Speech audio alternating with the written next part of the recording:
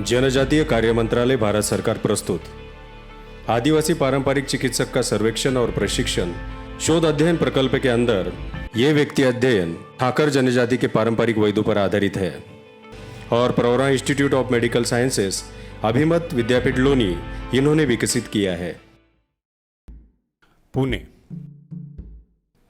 महाराष्ट्र का दूसरा सबसे ज़्यादा आबादी वाला जिला है। जिले में 2,62,722 आदिवासी आबादी है। कुल आबादी के 3.63% आदिवासी है। जिले में कातकरी, महादेव कोड़ी, ठाकर ऐसी जनजातियां रहती है।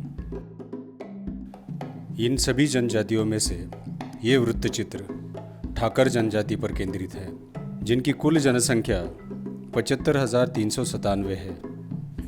कुल जनजाति का लगभग 26.42% ठाकर है। इन सभी जनजाति के लोग अपनी बीमारी के इलाज के लिए अपने पारंपरिक तरीके का पालन करते हैं।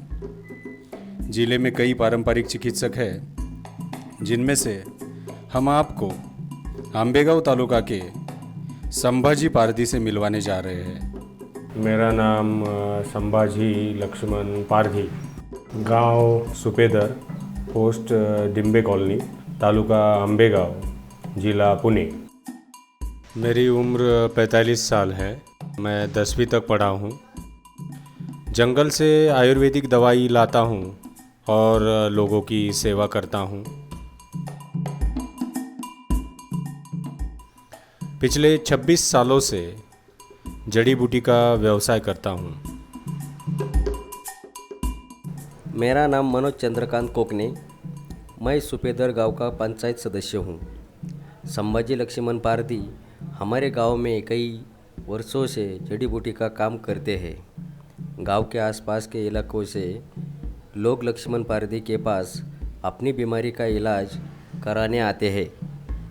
मेरे दादाजी और मेरे पिताजी जड़ी बूटी की दवाइयाँ देते थे। हमारा ये पुरातन व्यवसाय है। मेरे पिता ने मुझे आयुर्वेदिक पौधों से परिचित कराया और बताया कि कौन सी बीमारी के लिए क्या इलाज है। मेरे गुरु गगनगिरी महाराज ने मुझे 1997 में दीक्षित किया। वावकुड़ी नाम के और एक महाराज थे, उन्हें भी बहुत आयुर्वेदिक दवाइयों का ज्ञान था। उन्होंने भी मुझे बहुत सारी जानकारी दी। ये बिबले का पेड़ है। इस पेड़ का उपयोग दांत के दर्द में किया जाता है। मेरा नाम रूपा जयवंत जगदाले। मैं पुणे जिला परिषद सदस्य सुपेधर, तालुका आंबेगांव, जिला पुणे में रहती हूँ। हमारे संभाजी पारधी आयुर्वेदिक दवाइयाँ देने का काम करते हैं। इस पौधे का नाम है ज्योतिषमती। इसके पत्तों का पाउडर बनाकर उसे उबालकर सुबह और शाम पानी के साथ देने से घुटनों का दर्द ठीक हो जाता है। मेरा नाम स्वाति तेजस ढोले है। मैं मुंबई से हूँ। मैंने बाबा से गठिया की दवाइयाँ ली और मुझे गठिया में फ़र्क आ गया। पौधे को जंगल से लाते समय इस बात का विशेष ध्यान रखा जाता है कि पौधा नष्ट न हो। उसके लिए छाल निकालते समय शाखाओं की और गिरे हुए फल और पत्तियों का उपयोग किया जाता है। ये येवकुई का पेड़ है। इसके 3 से 4 पत्तों को चबाकर खाने से खांसी और गले की खराश बिल्कुल ठीक हो जाती है। ये शिरदोड़ी की बेल है। इसके पत्ते का रस सूजन के ऊपर लगाने से सूजन पूरी तरीके से ठीक हो जाती है। मेरे पास गुर्दे की पथरी वाले मरीज़ बहुत ज़्यादा आते हैं, क्योंकि अभी ख़राब पानी पीने से, जैसे कि बोरवेल का पानी होता है, उसमें क्षार बहुत ज़्यादा होते हैं, इसलिए पथरी के मरीज़ ही मेरे पास ज़्यादा आते हैं। मैं संजीवनी राजेंद्र ससाने, गांव सुपेदर। मुझे बवासीर की बीमारी थी। मैंने संभाजी महाराज से दवाइयाँ ले ली और उससे मुझे बहुत फ़र्क महसूस हुआ। हमारे पास अगर कोई पेशेंट आता है और उसे 4-5 बार आने से कोई फ़र्क नहीं पड़ता है तो उसे एमडी या एमएस डॉक्टर के पास भेजा जाता है।